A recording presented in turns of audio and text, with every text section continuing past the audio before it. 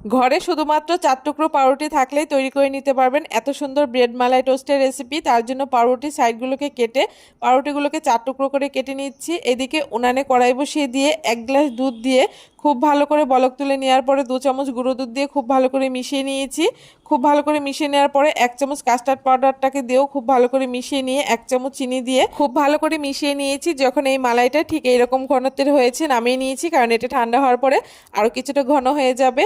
এখন কড়াইতে তেল দিয়ে ব্রেডগুলোকে এইভাবে করে উল্টে পাল্টে লাল লাল করে ভেজে নিয়েছি। অবশ্যই উনানের আঁচটাকে মিডিয়ামে রেখে একটু সময় নিয়ে ব্রেডগুলোকে ভেজে নিতে হবে। তারপরে খুব ভালো করে তেল ঝরিয়ে তুলে নিচ্ছি।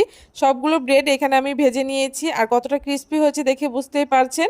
এখন একটা করে ব্রেড নিয়ে একটা চামচের সাহায্যে যে মালাইটা তৈরি করেছিলাম মালাইটা ব্রেডের মধ্যে এভাবে করে লাগিয়ে অপর একটা ব্রেড দিয়ে এভাবে করে আটকে দিচ্ছি, আর একই রকম ভাবে সবগুলো তৈরি করে নিচ্ছি। রেডি হয়ে গেছে দুর্দান্ত স্বাদের ব্রেড মালাই টোস্ট।